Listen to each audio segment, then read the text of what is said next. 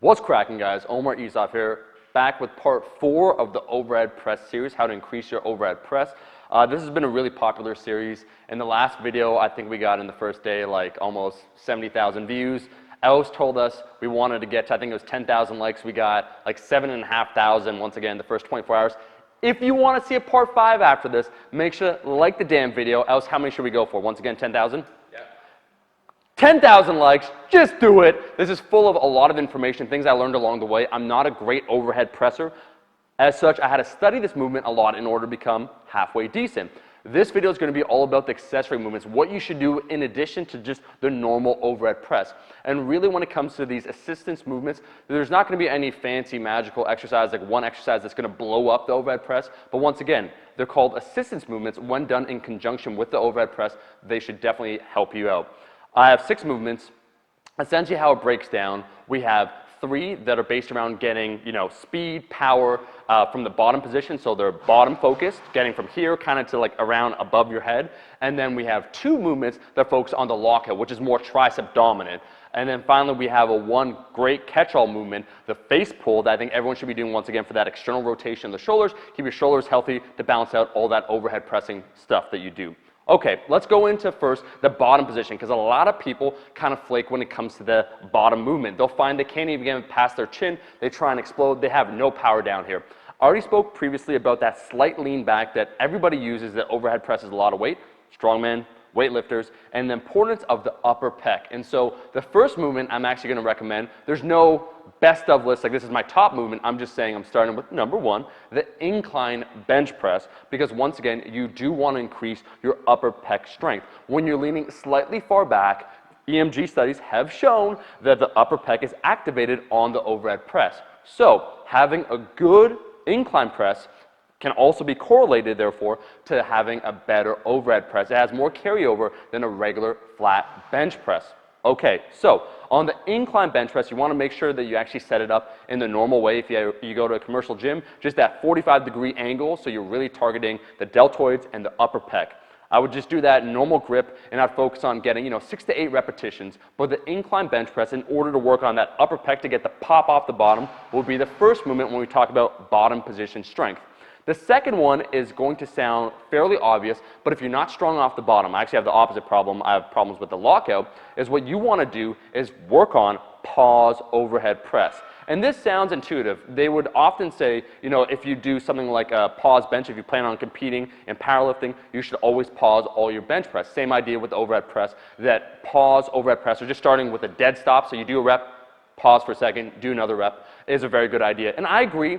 For me, I do have that elastic strength from the bottom. My limiting factor is the top position, so it's not a necessary assistance movement for me, nor is it necessary to always start by doing a dead stop. However, if you have problems, once again, from getting it here to about above your head, you can't even get it, it reaches your chin, and you just feel completely zapped. But if you're able to get it past there, you can lock it out, no problem.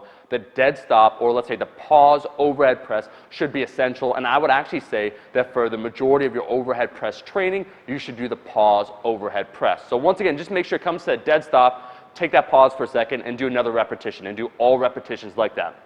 The third and final one I want to talk about, I have to say a big disclaimer, if you have shoulder issues, if it feels funky, you should not be doing this one. I'll give you a substitute. Is actually I would recommend the behind the neck overhead press. This is actually my top pick for increasing that power from the bottom position. Here's why. Unlike the overhead press from the front, the behind the neck has slightly more range of motion, and also you don't get that assistance from leaning back. You actually have to keep your torso even more rigid, because on the behind the neck press, you don't get, if you lean further back, it will in no way, shape, or form assist you. So really, it's kind of like training that pause overhead press, but with a longer range of motion. And I find you'll see the hardest position is that bottom part, where you're just trying to get it off of your traps. From here, I would recommend, to be safer on your shoulders, a grip wider than your normal overhead press. So something like a snatch grip, so that means outside of the shoulder width, 1.5 times outside of the shoulder width, something that feels comfortable. Make sure you pull the bar apart, and you're trying to pull it, get your elbows underneath it, and then press it and lock out.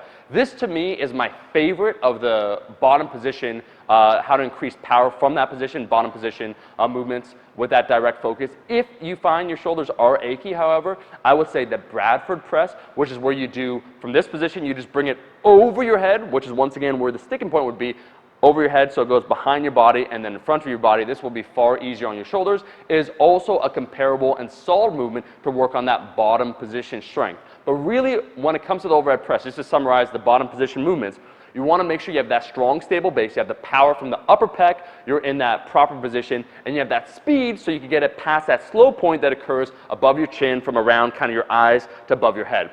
Okay.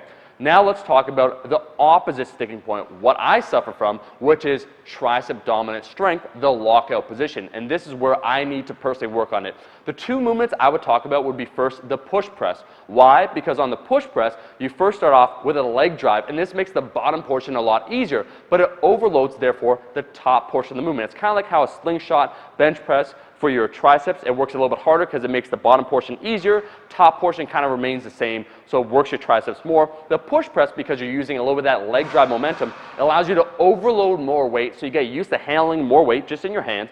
But the second major benefit is your triceps do more of the work because you really have to lock out. After about above the head position, it becomes more pure muscle and less momentum. So you have to use your triceps to lock out that portion. I've been doing the push press. I really enjoy it. I think it is an excellent movement or companion movement for the overhead press. The second one then I want to talk about, a lot of people aren't going to have this device, so I'll give you a substitute for this, would be the close grip overhead press. So you need a football bar. You can use dumbbells to mimic this, so just doing it overhead with a neutral position, but you want to focus therefore on your triceps a little bit more, so you change it from having your hands or your palms away from you to your palms facing one another. So if you have a football bar, you go to a specialty gym or just an awesome gym, that fucking rocks. I recommend it. I love it. This is something that is a staple for me. If you don't, you can use dumbbells. If you find with dumbbells you just can't use enough weight in order to get that transference, then really you could select something more like a close grip bench press, where a close grip bench press everybody has access to. It's something easy. It's something that, once again, is more tricep dominant. It's going to help with that lockout position. So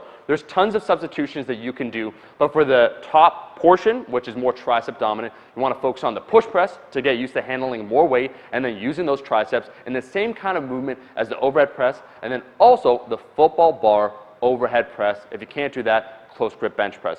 Lastly, I want to talk once again about shoulder stability, shoulder health, external rotation. You're doing a lot of pressing. You're kind of going from this position here to a little bit of internal rotation at the top. You want to do face pulls to keep your shoulders healthy. You're doing a lot of pressing probably, bench press, even pull-ups. All those things kind of have a lot of internal rotation. You want to be doing that external rotation. You want to be doing face pulls. This should be a staple several times a week, doing high repetitions, 12 to 15 repetitions.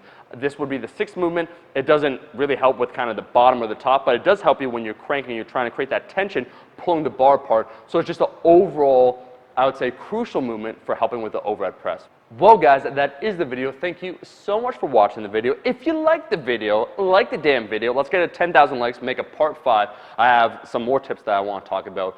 Once again, in summary, I gave you 6 awesome assistance movements that help with the overhead press. The first 3 focus on the bottom position. So we talked about the incline bench press, why the upper pec is important for a strong overhead press. The pause overhead press, if once again you suffer from just getting that pop from the bottom. And then also the behind the neck press. Then we moved on to the top portions, so that's above the head. If you struggle, you just can't quite lock it out. That's more tricep dominant when it comes to the top portion. I suffer from that too.